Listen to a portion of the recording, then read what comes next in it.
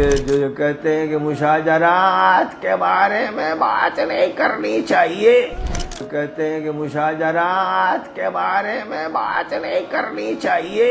جو لوگ یہ دعویٰ کر رہے ہیں کہ ان محدثین نے کچھ چھپایا ہے یا دین کی بات پوشیدہ رکھی ہے، جیسے کہ یہ سلمان ندوی جو ہیں، انہوں نے یہ بھی کہہ دیا ہے، یہاں تک بھی کہہ دیا ہے کہ صحیح احادیث بھی گڑی گئی ہیں، یہ اتنے گر چکے ہیں۔ سوچ دراصل یہود و نصارہ کی طرح ہے، دھوکہ دیتے ہیں، جھوٹ بولتے ہیں، مجرم ہے وہ خود۔ اللہ بات کر رہا ہے، نبی بات کر رہے ہیں، راوی بات کر رہے ہیں، صحابہ بات کر رہے ہیں، تابعین بات کر رہے ہیں، سب اپنی کتابوں میں لکھ رہے ہیں، کتابیں پڑھائی جا رہی ہیں۔ یہ کون سے مجرم اور بدمعاش ہیں؟ جیسے کہ کچھ لوگ آج ان پر تنقید کر رہے ہیں، جھوٹے الزامات لگا رہے ہیں، ان پر بھونک رہے ہیں، تو وہ اپنی کم علمی کا اظہار کر رہے ہیں۔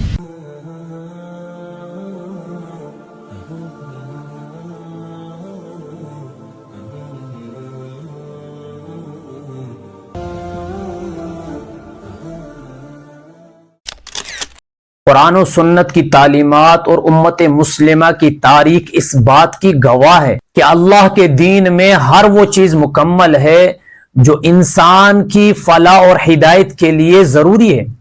قرآن میں ارشاد ہے، الیوم اکملت لکم دینکم واتممت علیکم نعمتی ورضیت لکم الاسلام دینا۔ آج میں نے تمہارے لیے تمہارے دین کو مکمل کر دیا اور تم پر اپنی نعمت تمام کر دی اور تمہارے لیے اسلام کو بطور دین پسند کیا۔ اس آیت سے یہ بات واضح ہو جاتی ہے کہ دین میں کسی بھی نئی بات یا اختراعی خیال کو شامل کرنے کی گنجائش نہیں ہے۔ صحابہ کرام، تابعین اور محدثین نے اپنی زندگیوں میں قرآن و سنت کو اس طرح محفوظ کیا کہ آج تک کوئی بھی ان میں شک نہیں کر سکتا۔ امام بخاری اور امام مسلم جیسے جدید محدثین نے اپنی زندگیوں کا ایک ایک لمحہ حدیث کی چھان بین اور انہیں سچائی کی کسوٹی پر پرکھنے میں گزار دیا۔ جو لوگ یہ دعویٰ کر رہے ہیں کہ ان محدثین نے کچھ چھپایا ہے یا دین کی بات پوشیدہ رکھی ہے، جیسے کہ یہ سلمان ندوی جو ہیں، انہوں نے یہ بھی کہہ دیا ہے، یہاں تک بھی کہہ دیا ہے کہ صحیح احادیث بھی گڑی گئی ہیں، یہ اتنے گر چکے ہیں۔ وہ ان کی محنتوں، اخلاص اور سچائی پر شک کر رہے ہیں۔ یہ سوچ دراصل یہود و نصارہ کی طرح ہے، جنہوں نے اپنے انبیاء پر شک کیا اور ان کی کتابوں میں تحریف کی۔ صحابہ کرام رضوان اللہ علیہم اجمعین ہمارے دین کی بنیاد ہے۔ انہوں نے رسول اللہ صلی اللہ تعالی علیہ وسلم سے براہ راست دین سیکھا اور عملی طور پر ان پر عمل کیا۔ اللہ تعالی نے قرآن کریم میں ان کی تعریف کی اور ان سے اپنی رضا کا اعلان کیا۔ رضی اللہ عنہم ورضوا عنہ، ان کے ذریعے ہم تک دین پہنچا۔ ان پر تنقید کرنا دراصل دین کی جڑوں پر حملہ کرنا ہے۔ اگر آج کوئی شخص صحابہ کرام رضوان اللہ علیہم اجمعین کے درمیان ہونے والے اختلافات کو فتنہ اور ان کی نیتوں کو خراب قرار دیتا ہے، وہ دراصل دین کی بنیادی ستونوں کو ہلا رہا ہے۔ ان اختلافات کو اہل سنت نے ہمیشہ اجتہادی قرار دیا ہے۔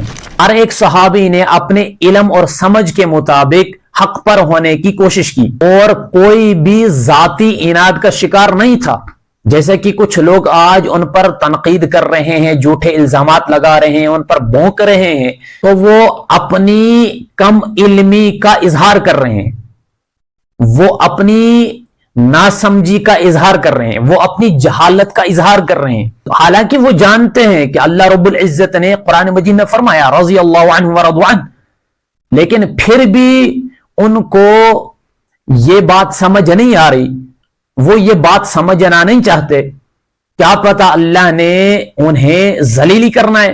اگر ان کے حق میں ہدایت ہوگی تو وہ وقت آنے پر معافی بھی مانگیں گے اور رجوع بھی کریں گے اور اس غلطی سے جو ہے رجوع کریں گے۔ اگر ان کے حق میں ہدایت نہیں ہوگی تو پھر وہ اسی طرح ذلیل و خوار ہوں گے اور یہاں سے رخصت ہو جائیں گے۔ یہ فتنہ پرور لوگ صحابہ کرام رضوان اللہ علیہم اجمعین کی حرمت کو ختم کر کے عام مسلمانوں میں بدگمانی اور دین سے دوری پیدا کرتے ہیں۔ یہ لوگ وہی کام کر رہے ہیں جو بدعتی فرقوں نے ہمیشہ کیا ہے۔